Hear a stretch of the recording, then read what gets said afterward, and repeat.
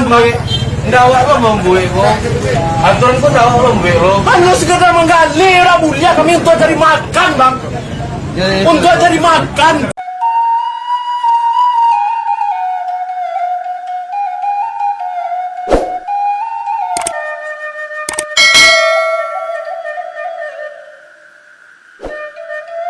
Assalamualaikum warahmatullahi wabarakatuh. Dun sana kasadonyo dima sajo berado.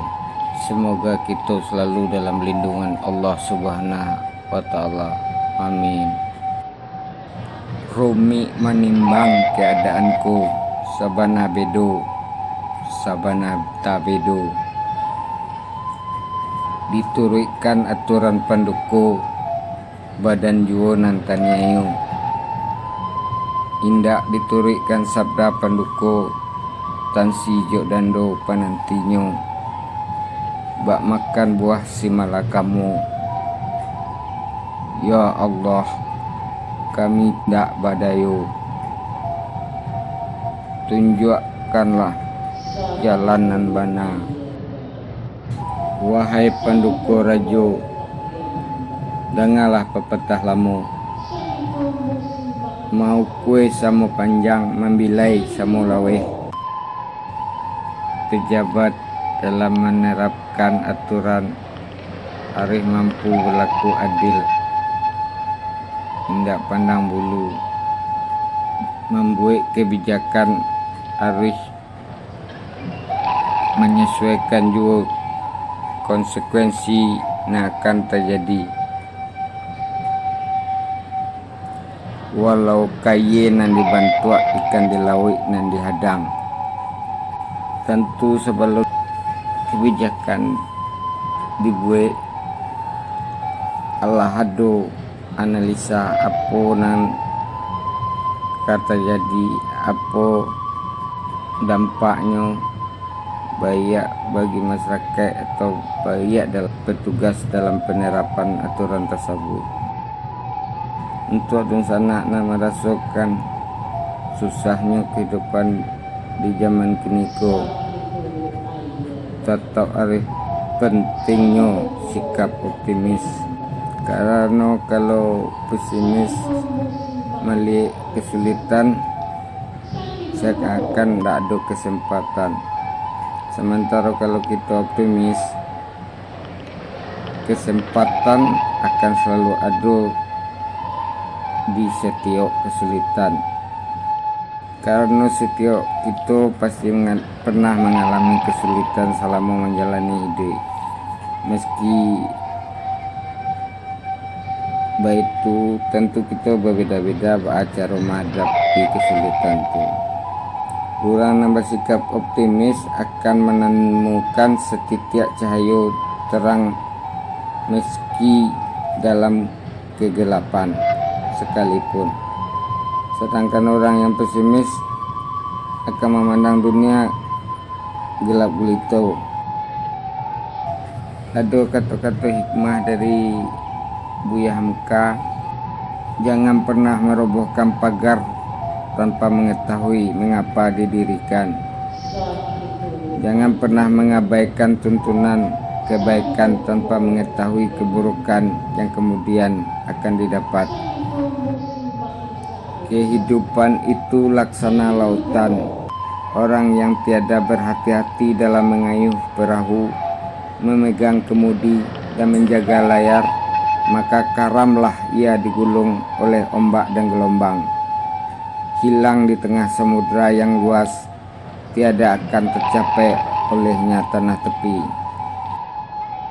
Akhir-akhir itu ada video viral yang muncul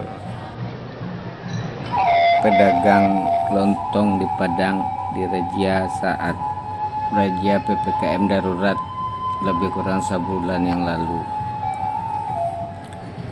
Kita tidak membahas razianya, tapi yang kita coba lihat begitu susahnya kehidupan masyarakat kita saat ini. Sampai-sampai si bapak penjual membana bakso hanya untuk mencari sesuatu makan keluarga. Karena kita lihat yang buka, yang masih bisa buka normal saja, usaha kini ndak ada baju bali, apalagi dengan pembatasan yang sangat ketat. Kita berharap para pejabat daerah ataupun pejabat nasional memikirkan solusi yang lebih efektif dan tepat, karena kalau baik taruh tentu masyarakat akan semakin terpuruk. Efek dari terpuruknya masyarakat itu sangat mengkhawatirkan bagi kehidupan kita bermasyarakat, bahkan berbangsa. Moga-moga kita seluruhnya negara kita bisa mengatasi dengan sebaik-baiknya. Walaupun kita lihat harapan kita itu sangat jauh, karena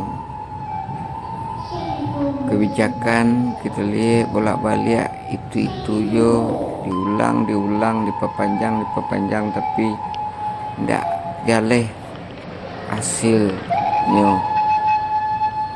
tidak nampak laporan evaluasi yang jalan dari kebijakan kau. Sementara masyarakat semakin runyam, mungkin lebih 50% atau kurang lebih. Para pedagang malah bangkrut. Di perantauan adonan Allah mencari jalan pulang kampung. Di kampung sendiri pun dah itu dah ada mata pencarian yang jalan. Peran tokoh masyarakat nenek mama kalau di kampung mungkin sangat dibutuhkan pada saya untuk bisa menegosiasikan kebijakan yang membuat ekonomi minimal ekonomi rakyat untuk kesehariannya bisa berjalan. Wakil-wakil rakyat yang saat pileg pemilihan legislatif mencari suara-suara masyarakat dengan berbagai macam janji metode, seharusnya pada turun di setiap daerah. Ikut kesempatan reses yang seharusnya dilakukan bisa membantu masyarakat jo tidak jo materi, mungkin jo solusi agar masyarakat kita masih bisa berjalan roda kehidupan. Pada intinya masyarakat kita bukan masyarakat yang menunggu bantuan, tapi paling penting bagi masyarakat ada kesempatan untuk berusaha. Karena masyarakat kita atau rakyat Indonesia pada umumnya adalah rakyat yang tercipta dari hasil perjuangan dari penjajahan. Kemerdekaan direbut dari perjuangan, bukan hadiah dari negara-negara jajahan seperti negara-negara lain. Jadi kita kok rakyat pejuang, bukan menginginkan bantuan-bantuan yang dijanjikan pemerintah, tapi kesempatan untuk berproduktif dengan berusaha. Saatnya wakil rakyat menyuarakan, membantu rakyat dalam situasi seperti itu. Jangan suara masyarakat di saat pileg saja yang dibutuhkan. Saatnya timbal balik wakil rakyat itu yang turun ke tengah masyarakat untuk membantu. Menurut pendapat sana nilai silakan tulis di kolom komentar video ko. Mohon maaf kalau ada kekurangan. Terima kasih ya teh. atensinya. Wassalamualaikum warahmatullahi wabarakatuh. Makan apa yuk keraju bisa seharusnya pagi itu pak. Sama dulu kalian. Tidak awal sabar sama pak, sabar mana sama pak. Itu bos. Oh matian lampu pak.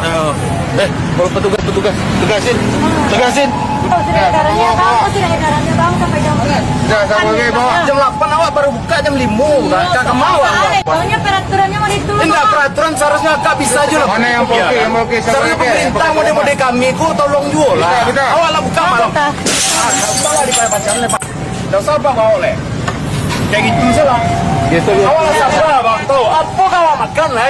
Hah? Sudah, Bang. Masa cuma peraturan menggali sih pak? Kalau pagi apa kecek yo lah. Enggak bang. Tapi sebenarnya kami dah tegar bang. Kami aja kami makan lah. Cuman lontong pun kali kami bang. Buka dari jam 5 sore. Ikut. Dia bang peraturan memang peraturan bang. Nggak awak kok membuat kok. Aturan kok nggak awak membuat kok. Hanya sekedar menggali orang mulia kami untuk cari makan bang. Untuk cari makan, bukan untuk nyari kayu kami pak. Tahu bang, untuk makan. Anda pak apa bang? Dah masuk ada bang. Seharusnya DPR itu semua mengece bang. Setelah amarahnya reda, pedagang tersebut dibawa polisi ke Mapolresta Padang untuk diproses sesuai dengan Peraturan Daerah Kota Padang Nomor 1 Tahun 2021 tentang adaptasi kebiasaan baru. Dalam razia justisi yang dilakukan sepanjang minggu malam, 40 orang didenda pemerintah Kota Padang karena melanggar aturan.